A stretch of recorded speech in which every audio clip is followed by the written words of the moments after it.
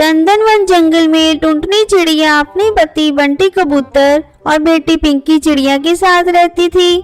टुनटुनी चिड़िया और बंटी कबूतर दोनों ही बहुत ही लालची थे। एक दिन की बात है। अरे टुनटुनी, ये देख, मैं तेरे लिए जूते लाया हूँ। और तू जानती है, ये जूते मैंने कड़कनाथ सेठ को उल्लू बना कर लिए हैं। तो जल्दी दिखाइए मुझे वो जूते। ये देख कैसे हैं, अच्छे हैं ना? अरे मुफ्त का माल तो अच्छा ही होता है, लेकिन ये क्या, इसकी आपने मैचिंग मोजे नहीं लिए। लालच करने में आपने कंजूसी कर ली। अगर मैं होती तो एक की जगह 2 जूते लेती। मैं बताती हूँ, कल तुम सेठ के पास जाना और मैचिंग मोजे के पैसे ले लेना।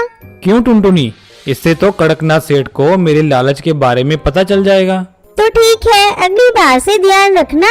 तभी वहाँ पिंकी आती है। अरे पिंकी, तेरे हाथ में क्या है? माँ, मिट्टू अंकल जी जा रहे थे तो मैंने उनसे 5 चॉकलेट्स खरीदवा ली। तुम मुझे मारोगी तो नहीं ना?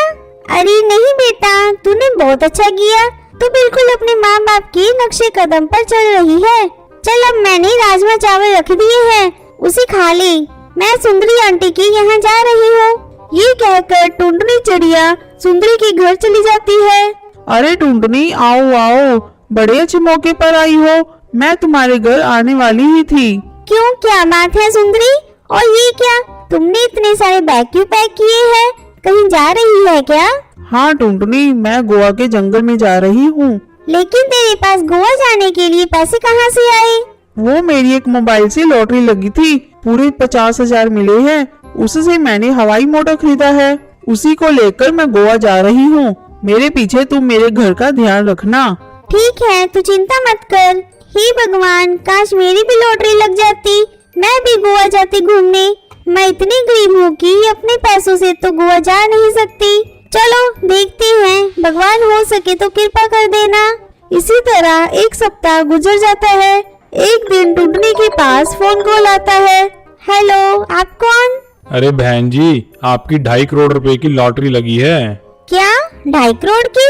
हाँ बहन जी, आपने सही सुना, लेकिन आपको ये इनाम पाने के लिए कुछ पैसे देने पड़ेंगे।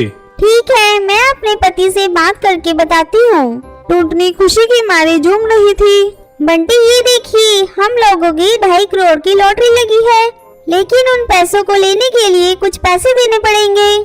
ठीक है टुनटुनी, इसमें कौन सी बड़ी बात है। 2.5 करोड़ रुपए पाने के लिए मैं कुछ भी कर सकता हूँ। इसके लिए तो मैं अपना घर भी गिरवी रख सकता हूँ। दूसरे दिन टुनटुनी उस नंबर पर फोन लगाती है। हेलो, ठीक है सर, आप बताइए मुझे कितने पैसे जमा कराने पड़ेंगे?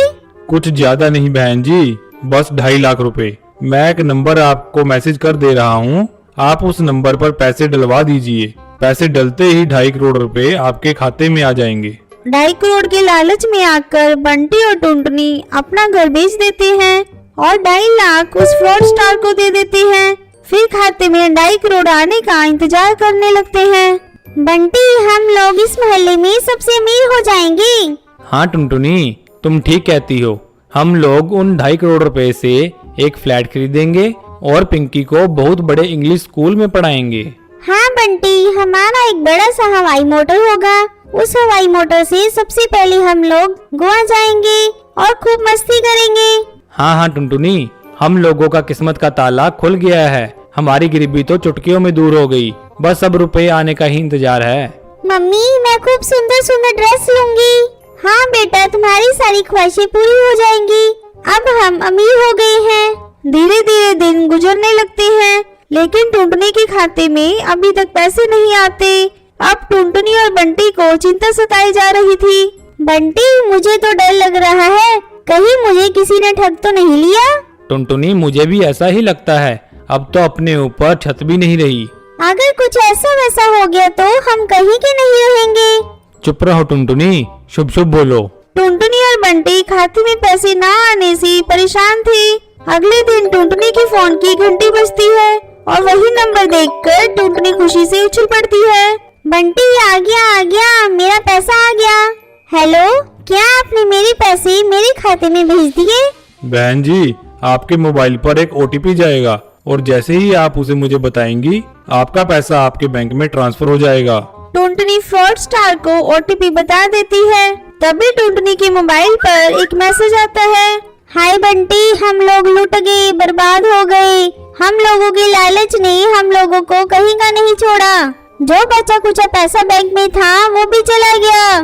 टुनटुनी और बंटी अफसोस करती रह जाती हैं। उन्हें उनकी लालच का फल मिल चुका था। तो कैसी लगी आपको आज की कहानी? ऐसी ही और नई नई कहानियाँ देखने के लिए इस वीडियो को लाइक और मेरे चैनल को सब्सक्राइब करना ना भूलें।